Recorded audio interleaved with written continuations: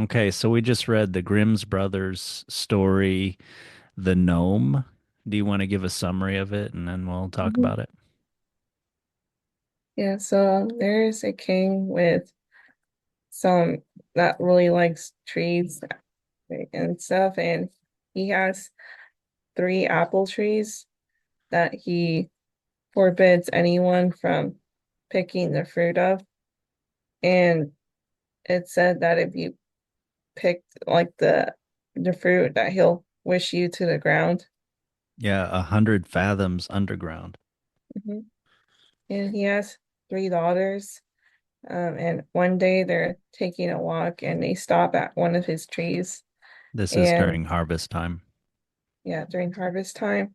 And the apples are as red as blood, and there's so many on the tree that it's being weighed down. So the youngest daughter, she tells her sisters that she doesn't think her father will wish them upon the ground if they just take an apple, because they've been waiting for an apple to fall for a while, but it doesn't fall. So she just grabs the apple and shares it with all of them. Um, and then once they all eat the apple, they immediately disappear into the ground. And after that, the king and everyone is wondering where the princesses are. And he immediately orders a search. And he promises the young men that if they're able to find his daughters, he'll give them to him in marriage.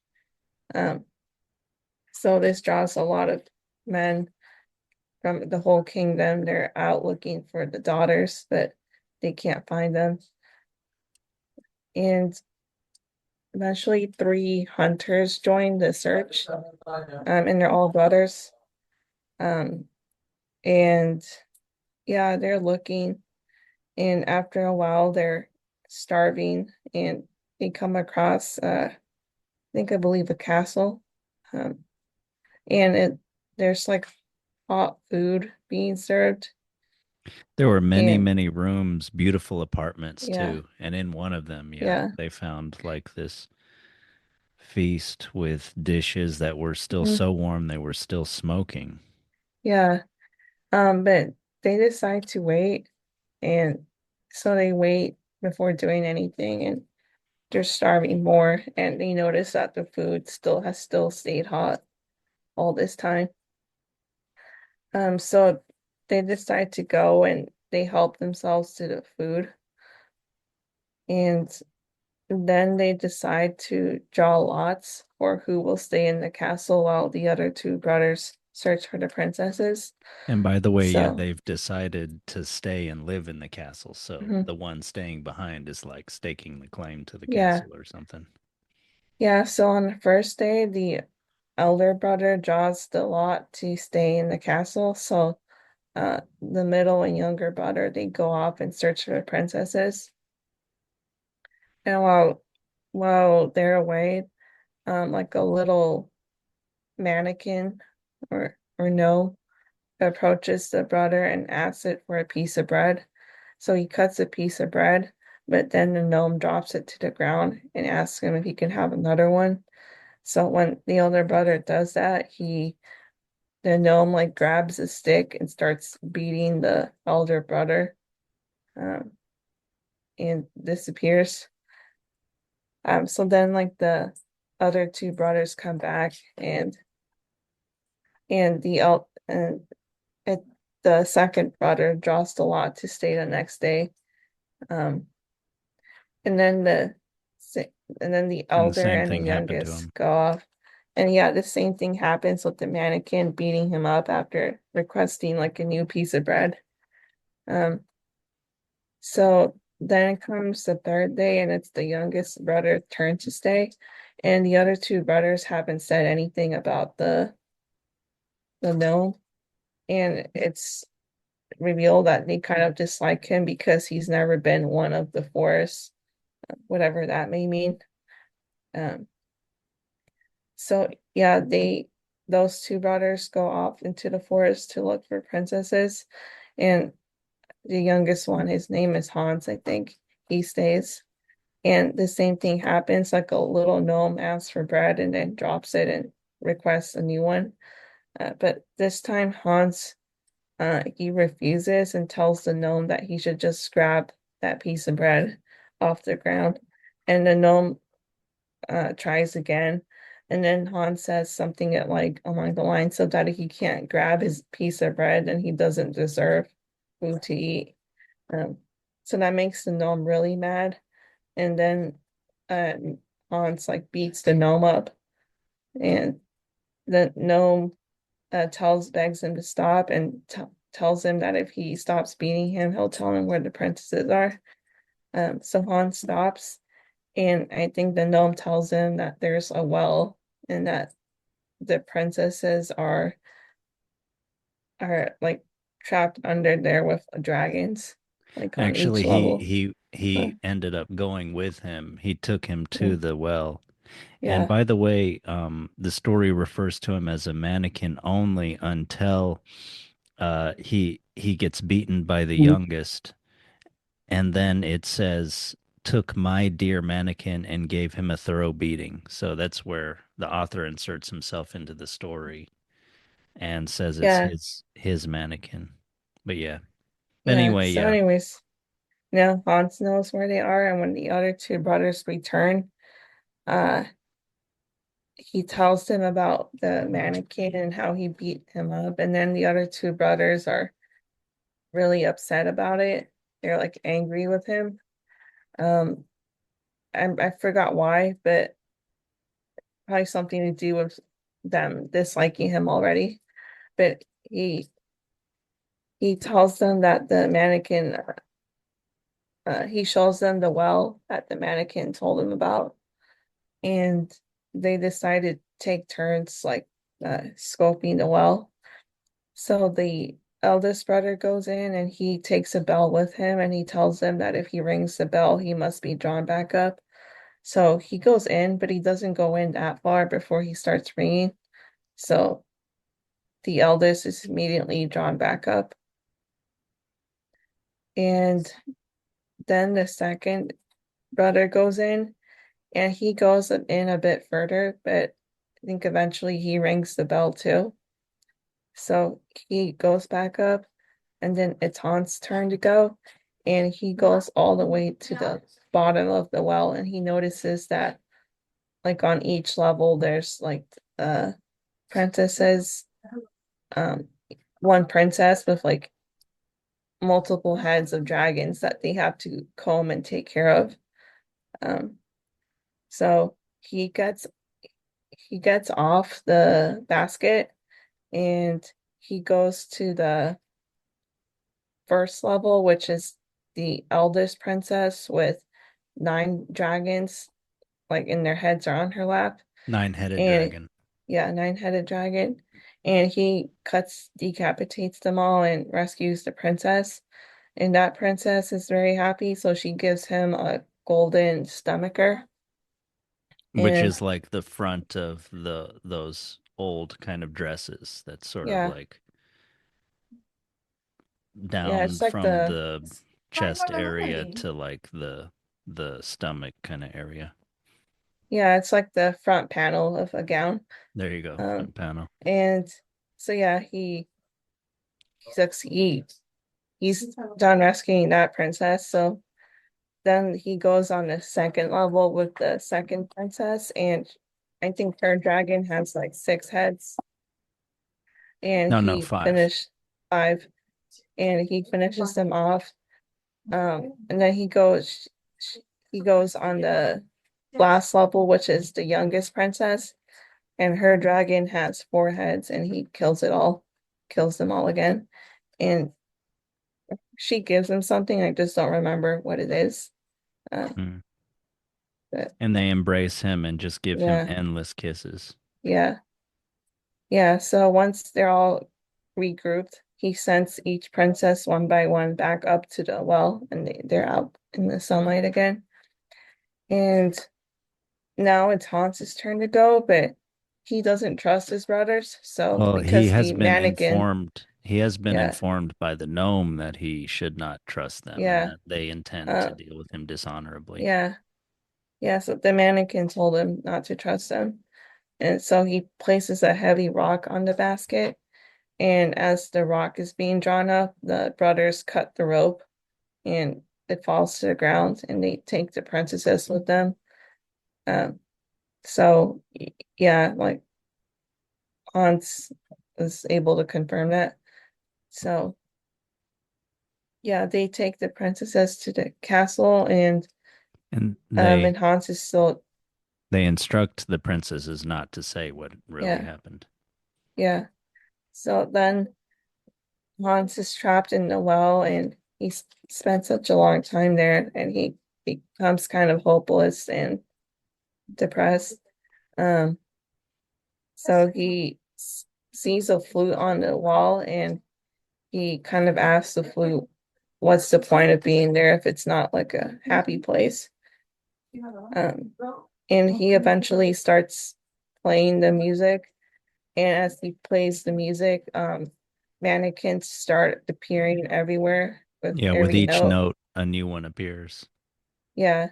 No, no, And then, gnomes. yeah, gnomes. And then eventually, like, he's surrounded completely by gnomes, and they ask him what he wants the most. And he tells them that he just wants to get outside the well and see the sunlight. Um, so, like, the gnomes, they're actually flying gnomes. So they just pick him up by the hair and haul him up the well. And Each gnome on yeah, one of his hairs. yeah, yeah. So Hans is free and he immediately goes to the castle and tries to tell the king what happened, but the king imprisons him because the princess has fainted this was like at when one of them was about to be married off to one of the brothers. So the king thinks that he harmed them in some way. So he gets thrown in jail. Uh, but then like the princesses begged the king like to let him go, and the king asks them why he should do that, but they tell him that they're not able to say. So he orders them to tell it to the stove then. And so they tell it to a stove and he's listening secretly outside and he eventually hears what really happened with the brothers betraying Hans and kind of them being blackmailed into marrying them and not and keeping the secret.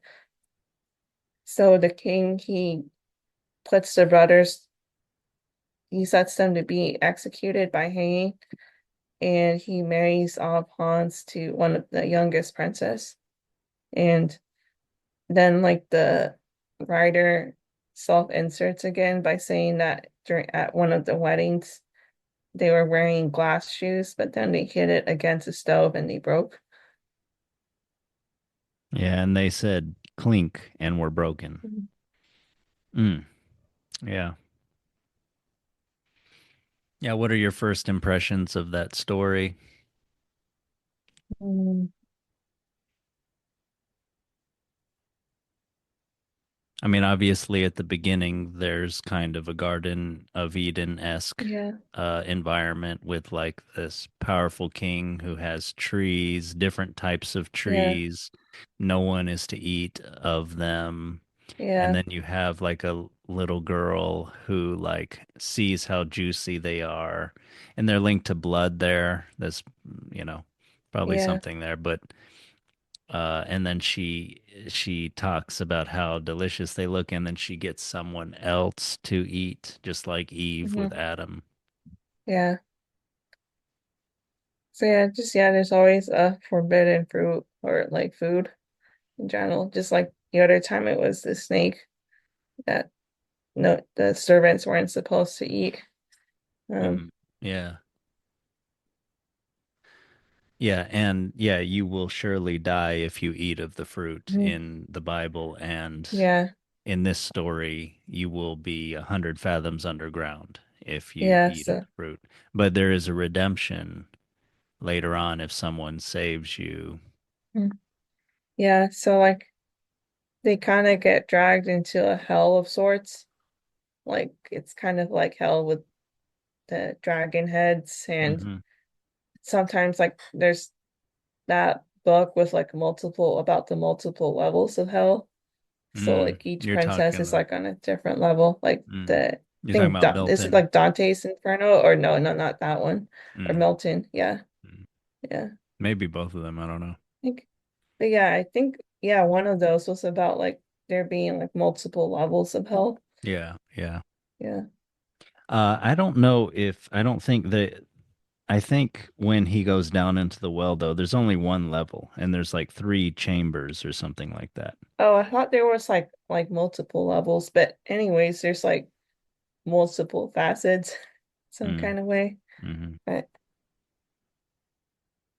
because like I thought like he Yeah, there's a yeah, I first don't really door, the know. second door, and a third door. There Oh, is okay. it's just one level.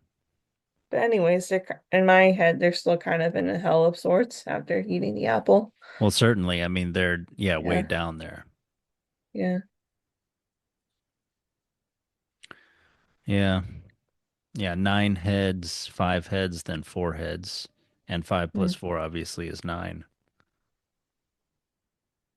There are 100 mm, fathoms down there. yeah. Yeah, one thing that I noticed was that you think of these folk tales as like moral tales, but sometimes we forget in our sort of late maybe Christian worldview that virtue and strength are also related. Even the word I think is related. Virtue is related to Mm, strength. But yeah, I was just still with that worldview in mind. I was surprised that the one who was rewarded was the one who was not nice to the mannequin and who like told the mannequin, "You can pick up your own bread yourself if you're that hungry, beggar," you know. mm, And then like actually beat him, and that was what got him to get the prize that like everybody the was had been looking for up to that point. mm, mm, Yeah, only when he beats the mannequin, then the mannequin who is then my mannequin of the authors, and who reveals himself to be a gnome at that point, which apparently is some kind of magical creature, uh, different than dwarves, also small. Uh, then he gives him like a big prize, mhm, and he gives him knowledge too. mhm, So yeah, so he gives him power and knowledge. So that's kind of like, the prize of at least some of the presumably of some of the king's trees, mhm, if we're sort of likening it to like the Garden of Eden in some way, maybe. mhm, Yeah. And the brothers were green and yellow when they were so angry when he told him of what happened. I guess, maybe mhm. green with envy or, you know. Oh yeah, that's true. Yeah. Yeah, but what do you notice about this? Mm. Yeah, there's the apples, and then there's like more forbidden food at the castle that the brothers find. Right, yes. Um, Yeah, but that that they seemed an still, enchanted like yeah, castle that you definitely shouldn't be eating any food from. yeah, yeah. So again, like it's kind of a thing where like these stories aren't about the people that were good and didn't eat the food. It's about the people that ate it and messed up uh, Although they way. did But they then, did descend into like a yeah, world of danger yeah, after that. yeah, But yeah, that's how they eventually get the prize. Although two mhm, out of the three of them don't and are executed. yeah, yeah. So But they yeah, had again, tried to like you said. betray. Maybe this is like a night story, and they had tried to Mm, betray their brother, and that's why they mm, were executed. They had betrayed. They had lied to the king. They had mhm, done multiple sins, I guess, or mhm, they had offended the wrong people. mhm, Sorry, what were you saying? mm. No, yeah, no, never mind. But the food being so hot that it smoked, and this eternally like smoking food, even after they waited half a day, the food was still hot. Yeah, yeah, it's a sign it's not right in there. Yeah, something unnatural. Yeah, wait, This big castle full of beautiful apartments. No one is there, just this food. yeah, But anyway, yeah, and then they decide they would like keep the house, they would occupy it, and that the other ones would go look for the king's daughter. It's like we've already got this hmm good thing going. Let's, not abandon that. yeah, yeah. I wondered like the eternal hot food was kind of indicating that house again is like connected to the underground in a way. Um, How so? What kind do you of mean? like kind of like hell, like it's kind of thought of as hot all the time. So Oh, I right, don't yeah. know, Hmm. but maybe in a subtle way. Yeah, eternally hot. Yeah, that's right. Yeah. Yeah. Yeah. Yeah. What else did you notice about this story? Yeah, I'm just not noticed, but I'm just wondering why the dwarves had that You mean the gnomes? interaction going, the gnomes had that going on with the brothers where they would like ask for the bread and then beat them up. Like I kind of wonder what the purpose of that was, aside from t is telling them to get out of the castle or what? Yeah. Or were they Yeah, testing the brothers in some way and they kind of each failed the test until Hans it seems like that. Yeah. acted differently? Yeah. I mean, yeah. I guess when they come to the castle and whichever brother is there answers the door, I mean, I think according to most traditions, probably you're supposed to help the guest. You're supposed to give the guest food. Hmm. But then the guest is maybe violating some sort of guest, protocol, propriety, and by dropping it on the floor immediately, the story mentions. Hmm. And so maybe it's like obvious that it was intentional or something, but yet they still sort of foolishly like just pick it up or something. Hmm. Or maybe they just make themselves vulnerable by bending down, and that's when he Hmm. grabs their head and beats them with a stick. Hmm. Maybe it's something always, like I mentioned, maybe this is like knightly virtue in some way, like as in like a soldier, Hmm. because you should still, yeah, be vigilant. You want to be a good host, but not be foolish, not put yourself in too vulnerable a position, Hmm. especially with someone you don't know or something like that. Hmm. Because this is like a stranger at the door. A stranger guest, yes, but still a stranger at the door.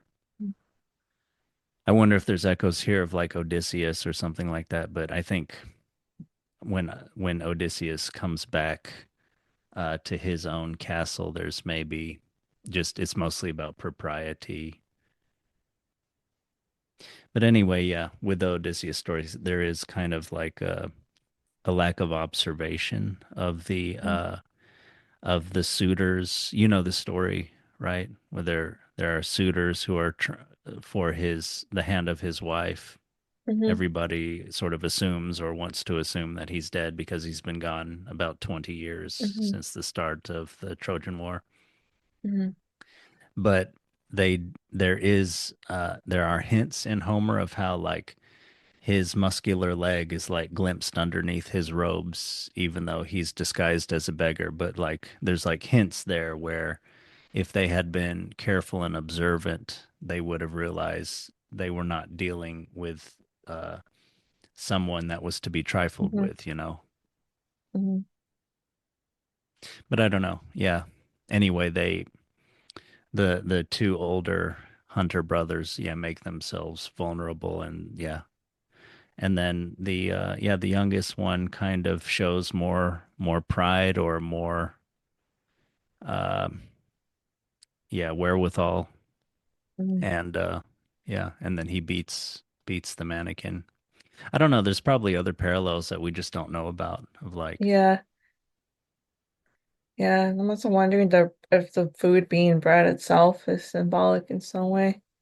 Like, yeah, breaking bread or sharing breaking bread bread, as a sharing communal bread. kind of thing. And maybe it's kind of like a humble food too. But yeah. Yeah, and it could just be like it's just like sharing food, like any food. Hmm. Like daily Yeah. bread is just like food. But yeah, anyway, that's what kind of cracks the Mm-hmm. story. Uh, and then the gnome also, yeah, after that, everything's good as as long as the brother does what the gnome says, like everything's good.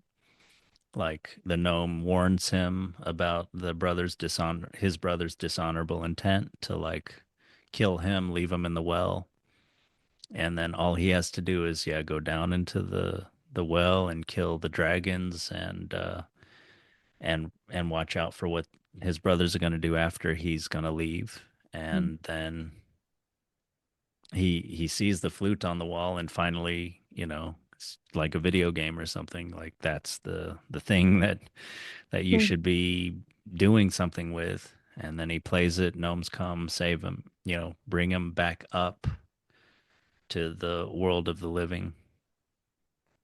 Yeah, we talked about how dwarves versus gnomes, like we've read the story Snow White and Briar Rose, or excuse me, Rose Red, Snow White and Rose Red, where the dwarves in the woods are like they're always I think they're always happened upon, and they're always grumpy and in need of help. Um, and when you help them, they're ungrateful.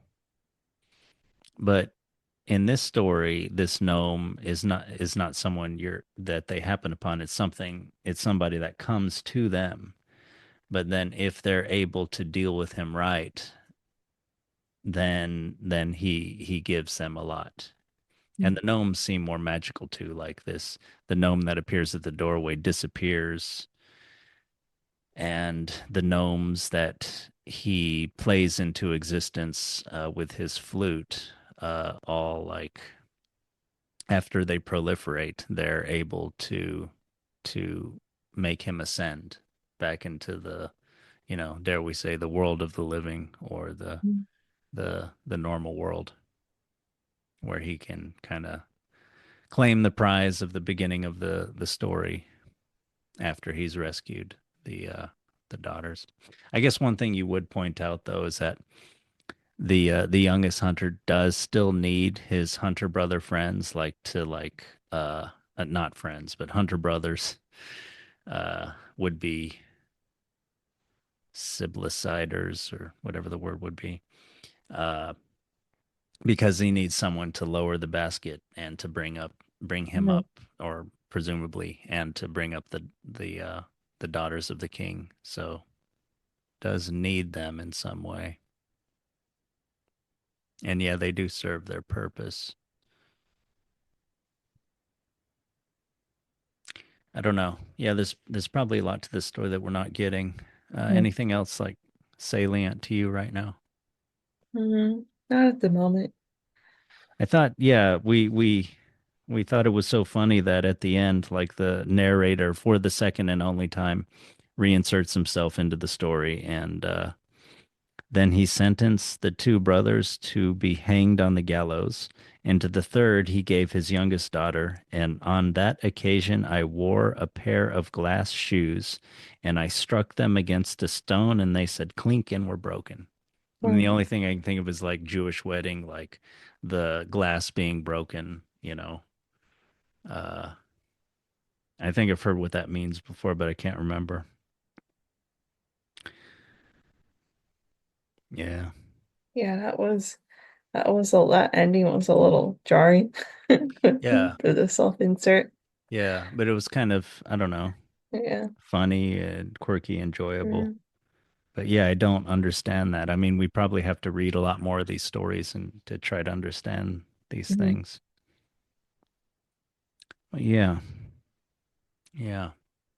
Didn't really think this would end up with like, yeah, if you beat your guest who's like rude, then that's what kind of gets you everything you wanted in life. Yeah, and that will persuade a magical being to help you. Well, he was no, no, he was. I mean, he was beating him until he's like, stop, stop. Okay, Okay. I'll like help Okay. you out. Like it's not, it wasn't persuasion, it was forcing. Um, that reminds me of Proteus, actually.